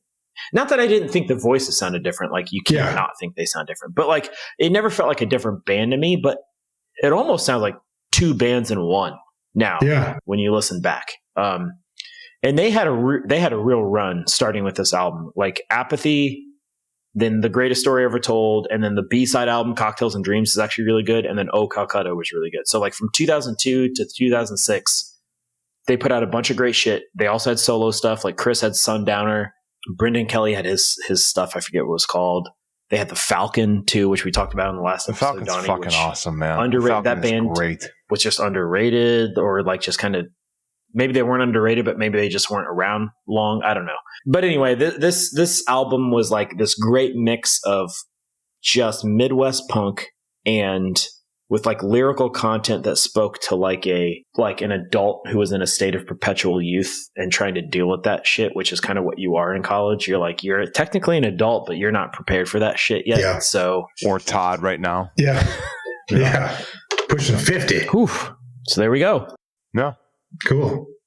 I don't know about you guys, but I have an honorable mention for each of these years too. Oh, damn. Okay. I only have one. Oh, well, but I mean, shit, rattle them off, Rod.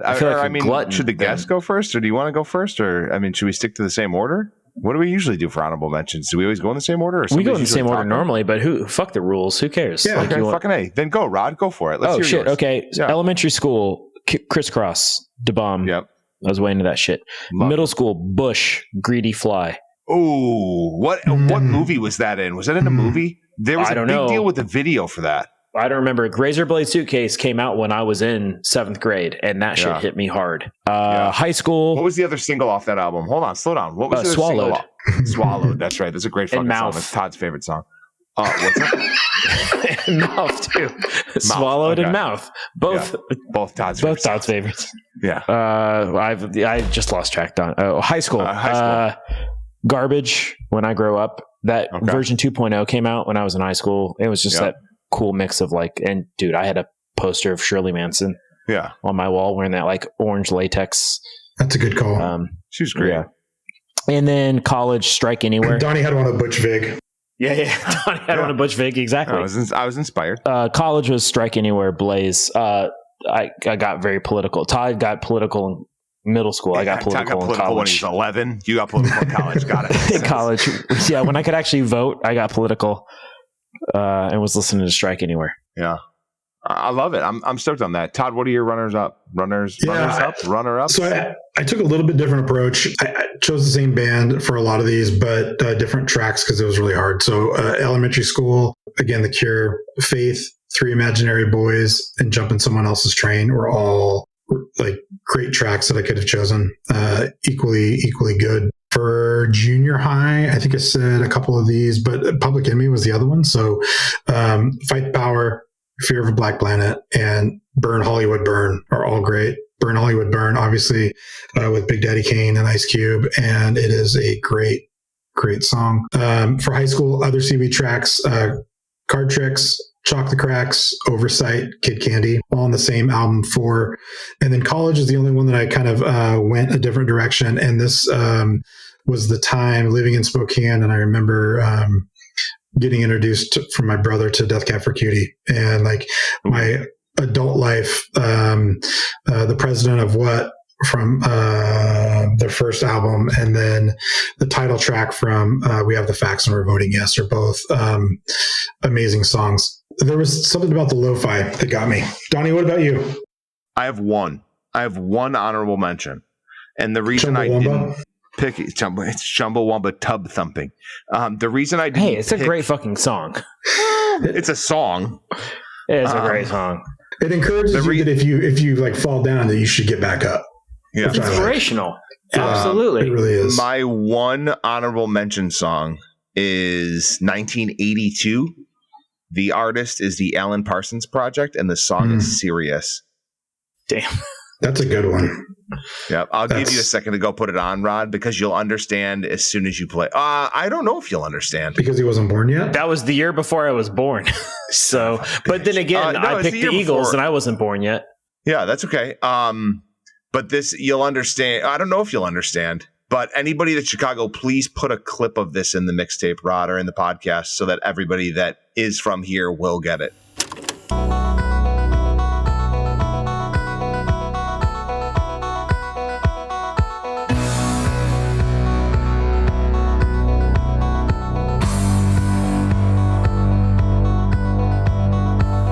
Do you have any connection to the song now that you're listening to it? Okay. Yes. Yep. Okay. There we go. There's a long lineage Donnie, of this that's song. Corny as fuck. It's not corny as fuck, you fucking jerk.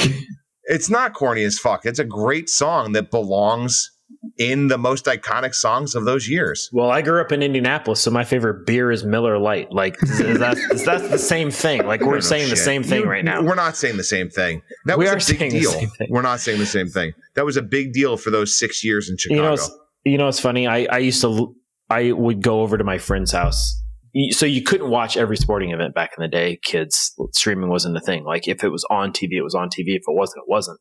Whenever the Bulls were on TV, I would go to my friend Ryan Litherland. If you're listening, I would go over to his house and watch the Bulls.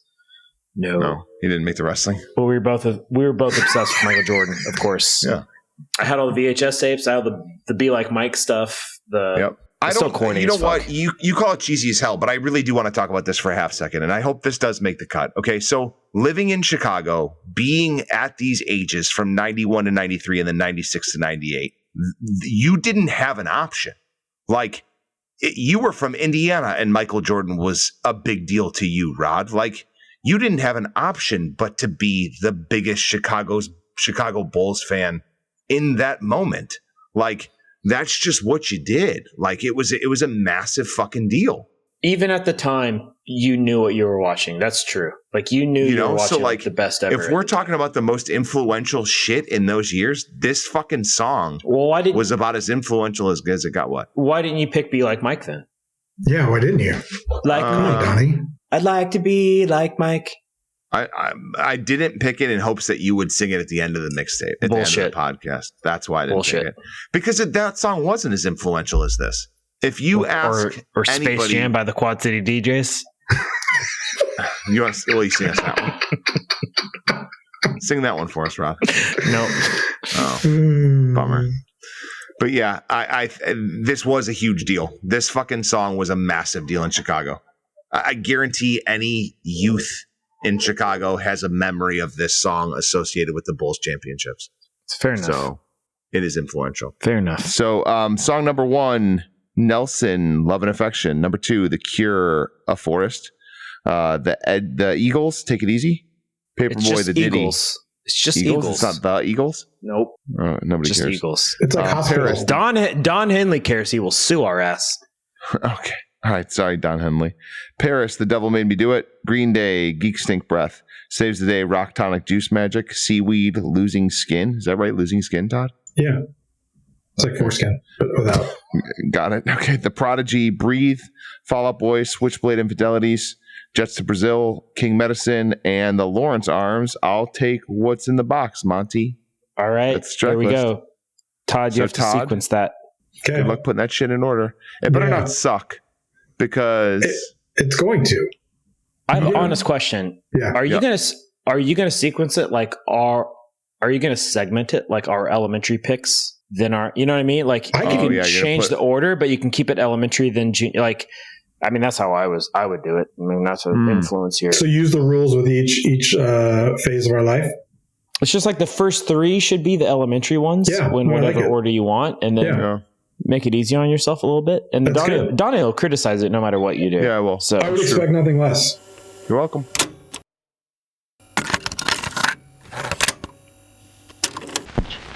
How to make a mixtape. Oh, fantastic. Todd, did you have a good time? I had a really good time. And Rod, I don't know if you know this. One of the things that I said is, look, this could be terrible, which arguably it is. So I apologize. However, you're stuck with me for one more episode if you guys continue at some point. Oh, this was a 2-episode deal that you signed?